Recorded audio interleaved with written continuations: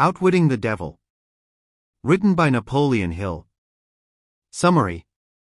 If you could do anything in the world, what would it be? So what's standing in the way of pursuing this goal? Did you know that according to Napoleon Hill, 98% of us are governed by fear? Outwitting the Devil was written in 1938 by the author known as the Maker of Millionaires. It's a bid to answer the question as to why so many of us fail to reach our full potential and how we can adopt strategies to achieve our goals. Despite being written in 1938, it was only published in 2011. This was due to its controversial title and its critique of churches and schools. The book is structured as if Hill, Mr. Earthbound, is interviewing the devil, and it has an engaging Q&A structure. While the devil can be viewed from a Christian perspective, it's more pragmatic to consider the devil as the darkness within us, the doubts and anxieties that discourage us from realizing our full potential. This summary is a brief guide to some of the factors that nag us and dissuade us from making the most of our lives. Why are so many people aimlessly going through the motions of their lives and not maximizing on opportunities? Hill argues that freedom and success are just around the corner, provided we use our imagination and get to know ourselves and the world around us. By role-playing and having conversations with ourselves, we can unlock a greater sense of purpose. What's hiding under your bed? What are you most afraid of? All of us have things that we fear. Some of us have rational fears, and some of us may have completely irrational fears. When Mr. Earthbound asks the devil about fear, according to the devil, 98% of humans are fearful. And 6 significant fears prevent us from living full lives. We fear poverty, criticism, becoming ill, losing loved ones, growing old, and death.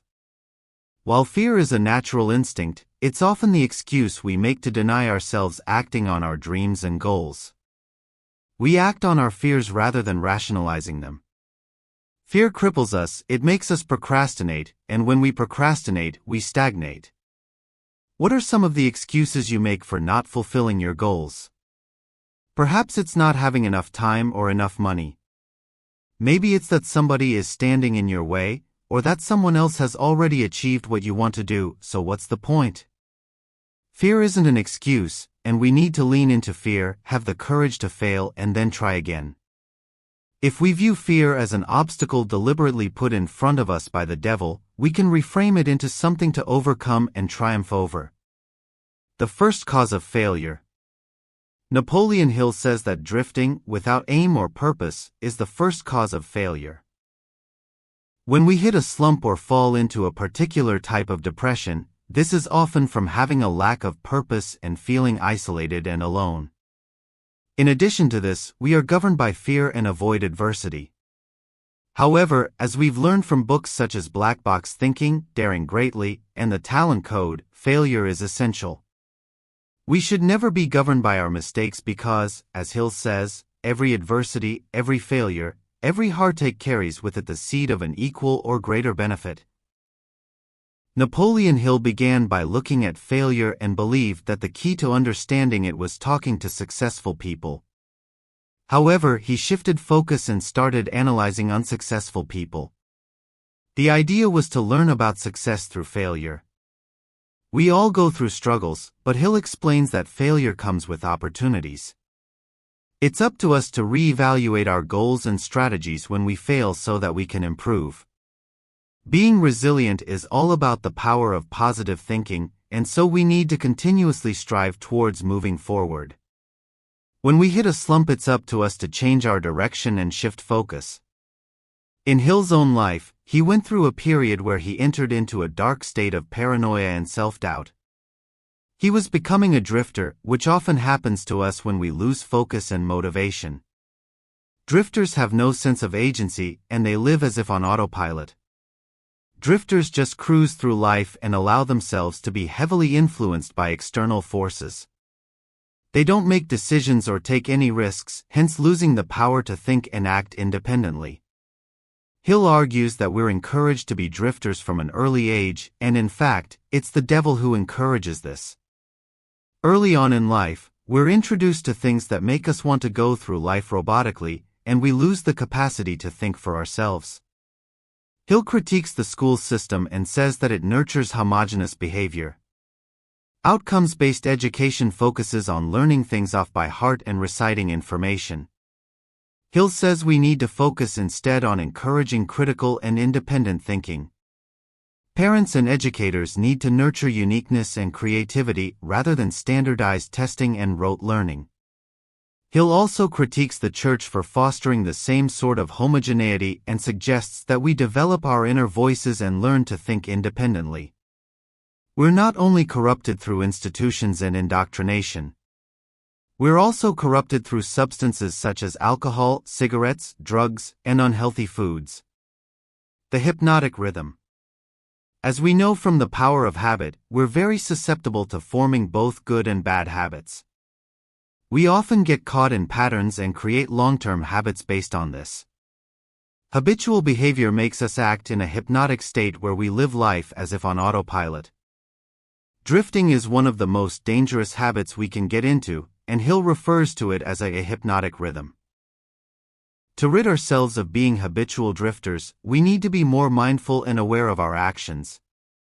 We need to ask ourselves why we do the things we do and listen to our internal voices. The good news is the law of hypnotic rhythm can work in our favor if we encourage good habits. And, as we know from the creation of habits, we can replace bad habits with positive ones. To become a non-drifter, we need to cultivate an engaged and present mindset. We also need to develop definite plans and goals. Non-drifters have a clear sense of purpose and never blame other people for their lack of success. It's important to be the main character in your own life and act in a way that celebrates all of your talents and skills. Listening to the other self? We often hear voices inside us telling us what we should be doing. This is our intuitive self, and it usually presents itself when we're in a slump. During times when we're stagnating, our intuitive voice jumps in and tries to persuade us to change direction. This voice is readily distinguishable from the noise and chatter in our heads. If it's intuitive, we will know. We need to listen and get to know all the voices in our heads, and in so doing, we'll learn to master the self. The important thing regarding the intuitive voice is identifying when to say yes and when to say no. The story goes that Hill's intuition galvanized him into finishing his manuscript for his first self-help book. He listened to his intuitive voice and was told that the first step to getting out of his hypnotic rhythm was to finish his manuscript. Once he finished the document, he was able to move on to the next step. He was guided to meet a publisher and was given an advance and a publishing deal. The lesson is always to keep moving forward and to have faith in our infinite intelligence. If we listen to ourselves, we will learn how to take calculated risks and create a sense of purpose. The devil is in the details. Success isn't just about the self. We need to do things for other people. It's essential to serve our community and help those who are in need. Hill explains that true fulfillment comes from helping others because happiness isn't a solitary pursuit. Humans are social beings, and therefore we find meaning from connections. There are always people who are worse off than ourselves. We need to acknowledge this by shifting focus from our own problems to focusing on others. This shift in focus allows us to have a greater sense of perspective and purpose. We should also consider the I-average of 5. The average of 5 is the theory introduced by Jim Rohn that states that we're the culmination of the 5 people we spend the most time with. The idea is the people we spend the most time with have the most significant influence on us, so we must choose the people we hang out with very carefully. If we hang out with negative people, we will become more negative. Although this theory is controversial, Hill argues that our first loyalty is with ourselves. Hence, we need to carefully choose our social circles and spend time with positive people who bring out the best in us.